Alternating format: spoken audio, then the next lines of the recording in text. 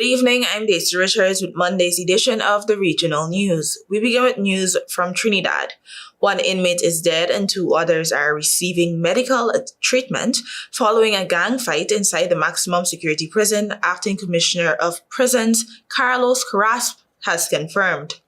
The Trinidad and Tobago Prison Service issued the following statement about the situation.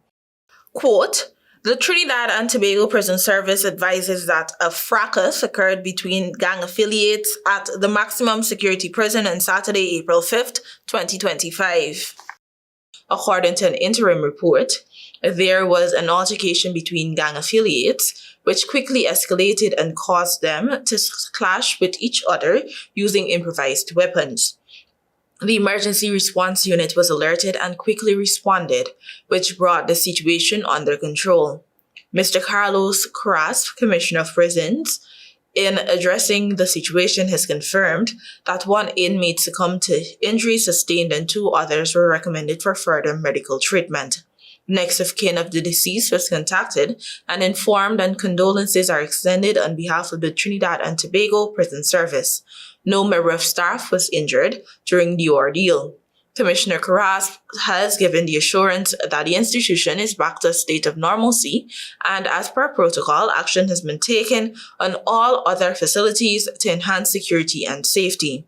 The Trinidad and Tobago Police Service, Criminal Investigation Department CID, and Homicide Bureau of Investigation were also called in and are currently at the maximum security prison conducting an investigation into the death of the inmate." Unquote.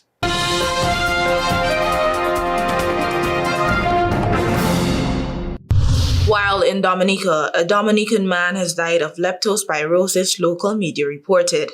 Leptospirosis is a disease caused by bacteria usually spread through the urine of infected animals.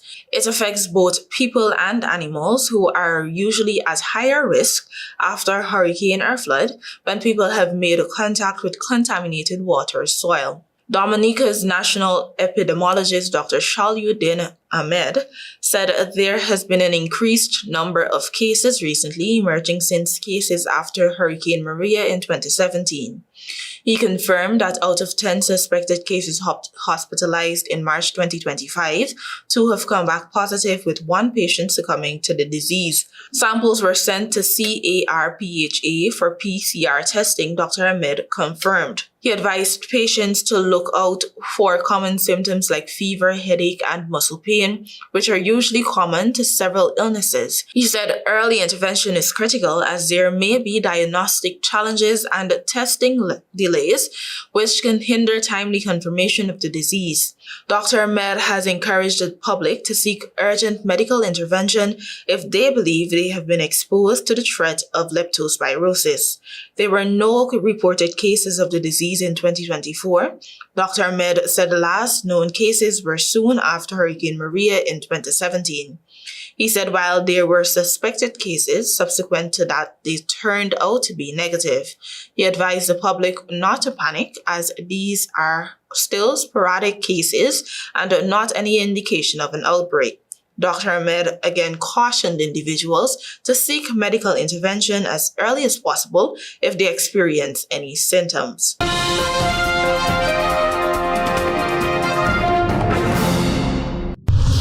Finally, supporters of former Brazilian President Jair Bolsonaro gathered in Sao Paulo on Sunday to back him just weeks after the Supreme Court decided he would face trial for allegedly conspiring to overthrow the government after 2022 election defeat.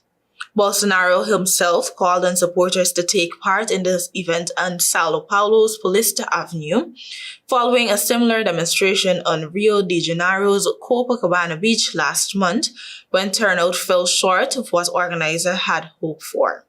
The demonstration comes as a panel of Brazil's Supreme Court last month voted to put the former far-right leader on trial for his actions after the 2022 presidential election.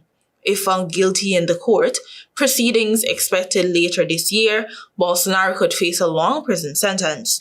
The former president said that Sunday's demonstration formal agenda is to push for amnesty for people convicted for participating in the January 8, 2023 storming of government buildings in Brasilia. Back then, thousands of his supporters ransacked Brazil's Congress, Supreme Court, and presidential palace a week after Lula's inauguration, an action that federal police have tied to an attempted coup.